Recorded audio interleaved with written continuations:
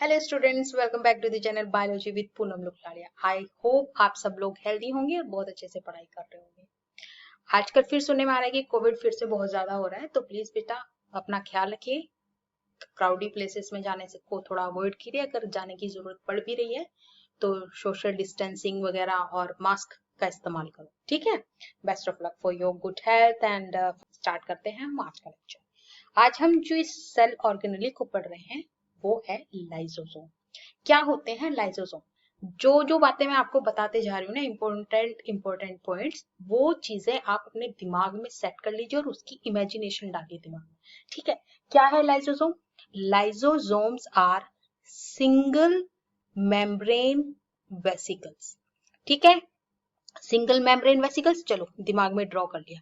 ये single membrane vesicles है। कहाँ से मिल बनती हैं ये बनती हैं गोल्जी बॉडीज से। कहां से बनती है? गोल्जी बॉडीज से। तो अभी तक क्या पढ़ा हमने लाइसोसोम के बारे में कि ये सिंगल मेम्ब्रेन वेसिकल्स होती हैं, गोल्जी बॉडी से बनती हैं। और इन वेसिकल्स के अंदर क्या होता है? इन वेसिकल्स के अंदर होता है डाइजेस्टिव एंजाइम। क्या होता है? Digestive enzyme. तो अगर मैं अब आपसे कहने लगूं कि क्या होते हैं लाइसोसोम्स, तो आपका आंसर क्या होगा कि लाइसोसोम्स सिंगल मेम्ब्रेन वेसिकल्स होते हैं जो कि गोल्जी बॉडीज से बनती हैं और इनके अंदर डाइजेस्टिव एंजाइम प्रेजेंट होता है ना। यही डेफिनेशन बोलेंगे ना, क्या होगा कि lysosomes are single membrane vesicles formed from the Golgi body and contain digestive enzymes। तो याद हो गया आपको अच्छी तरीके से कि क्या होता है lysosomes? Lysosomes are single membrane vesicles formed from the Golgi body and contain digestive enzymes। अब लाइसोसोम क्या सभी फंगल सेल में मिलती हैं? क्या सभी फंजाई के अंदर लाइसोसोम्स होते हैं? नहीं, लाइसोसोम कुछ ही जेनेरा में पाए जाते हैं।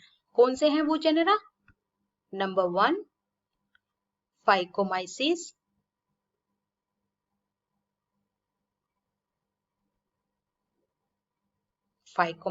नंबर 2 बोट्राइटिस,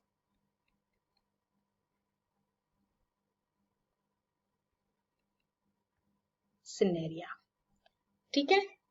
लाइसोसोम के बारे में पता लग गया। फंगल सेल के अंदर लाइसोसोम के बारे में हमें इतना जानने की जरूरत है क्या कि lysosomes are single membrane vesicles formed from the Golgi body, contain digestive enzymes and are found in fungi, phycomyces, botrytis, cinerea. इन्हीं दो के ऊपर अभी तक क्वेश्चन पूछा गया है, ठीक है। चलिए अब हम चलते हैं हमारे नेक्स्ट सेल ऑर्गेनेली के पास, and that is next cell organelle क्या है? नेक्स्ट इज लोमासोम और प्लाज्मा लेमासोम। ये हमने पढ़ा था लोमासोम और प्लाज्मा लेमासोम क्या होता है जब हम हमारा सेल स्ट्रक्चर पढ़ रहे थे। लोमासोम और प्लाज्मा लेमासोम्स वेसिकल्स होती हैं जो कि सेल वॉल और प्लाज्मा मेम्ब्रेन के बीच में पाई जाती है। यहाँ पे ये हमारी सेल वॉल है और ये प्लाज्मा मेम्ब्रेन, ठीक है। यहाँ पर ये वेसिकल्स होते हैं, ठीक है। अब जो वेसिकल्स प्लाज्मा मेम्ब्रेन से एसोसिएटेड होती हैं, जैसे कि ये लगी हुई है ना, ये लगी हुई है, ये है, इनको हम बोल देंगे प्लाज्मा लेमासोम्स। और जो वेसिकल्स सेल वॉल की साइड होती है उनको क्या बोलते हैं हम? लेमासोम कहते हैं, ठीक है। अब बेटा लेमोसोम्स और प्लाज्मा लेमासोम जो होते हैं ना, वो भी सभी फंजाई में नहीं मिलती, केवल कुछ ही जेनेरा है जिनमें पाई जाती हैं। तो अब वो जेनेरा कौन से हैं? एक है कॉप्रिनस और दूसरा है पाइथियम, ठीक है।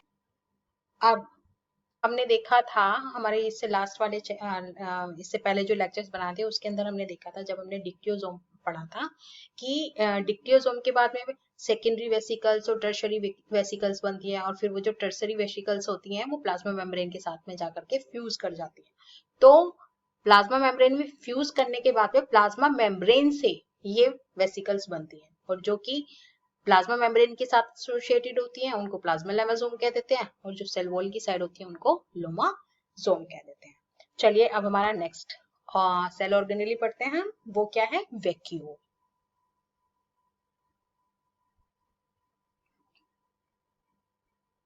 तो क्या है वैक्यूल? देखो बेटा, वैक्यूल जो होता है ना, वो ऐसी सी स्ट्रक्चर होती है, और ये जेनेरा टू जेनेरा वेरी करती है। ठीक है, जेनेरा टू जेनेरा और स्पीसीज टू स्पीसीज वेरी करती है। अब वैक्यूल के अंदर आखिर होता क्या है? तो वैक्यूल के अंदर स्टोर्ड फूड होता है, ठीक है, पिगमेंट्स होते हैं, ठीक है, और वेस्ट मटेरियल।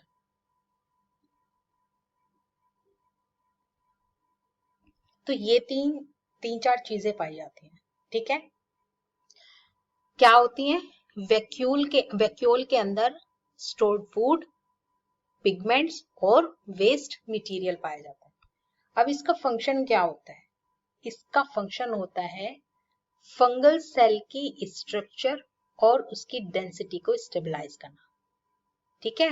क्या स्ट्रक्चर, क्या काम होता है इसका? Stabilise density and structure of fungal cell, ठीक है। आगे बात समझ में वैक्यूल के बारे में, सिंपल तीन चार चीजें याद करनी है। क्या? वैक्यूल्स जो होती हैं वो वेरी करती हैं, तो साइज का और शेप का तो कोई झंझट ही नहीं है, कोई पूछेगा नहीं क्योंकि भैया वेरी कर रही है। अब इनके अंदर होता क्या क्या है वैक्यूल के अंदर? वैक्यूल के अंदर वेस्ट मटेरियल होता है, पिगमेंट होता है, स्टोर्ड फूड मटेरियल होता है, ठीक है। अब इसका काम क्या है वैक्यूल का?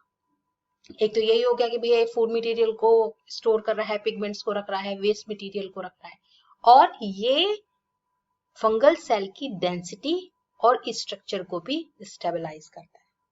आगे बात समझ में? चलिए अब नेक्स्ट है हमारा सेल इंक्लूजन्स। क्या है? Cell inclusions.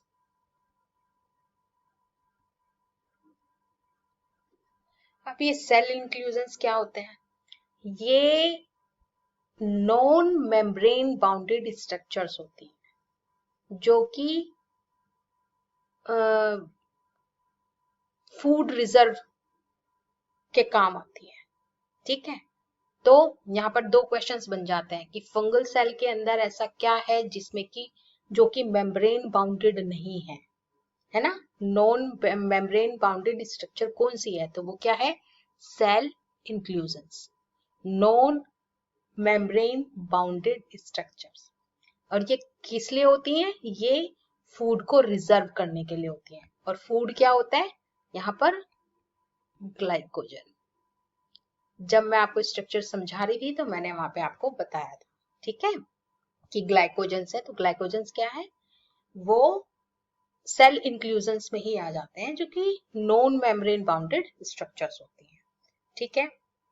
अब एक स्पेसिफिक स्पीसीज पाई जाती है फंगस के अंदर, दैट इज कोलेटोट्रिकम। क्या है? कोलेटोट्रिकम। ये जो कोलेटोट्रिकम है, इसके अंदर रिजर्व फूड जो है, जो फूड रिजर्व हो रहा है, वो ग्लाइकोजन नहीं है, बल्कि क्या है? Lipids and oil inclusions. ये एग्जांपल यूपीएचएससी के ये वाला क्वेश्चन यूपीएचएससी के एग्जाम में आया हुआ है, ठीक है, कि लिपिड और ऑयल कौन से फंगस में पाया जाता है? तो आंसर इज कोलेटोट्रिकम। तो कोलेटोट्रिकम के अंदर ग्लाइकोजन की बजाय लिपिड और ऑयल इंक्लूजन्स पाए जाते हैं, ठीक है। कुछ फंगस के अंदर कैल्शियम ऑक्जेलेट पाया जाता है, कैरोटीनॉइड पिगमेंट पाया जाता है, ठीक है। तो समझ में आ गया? ठीक से समझ में आ गए होंगे। अगर आपको ये अच्छे से समझ में आ गए हैं और आप इस चैनल पे नए हैं, kindly do subscribe, share, like and don't forget to press bell icon. Thank you for watching.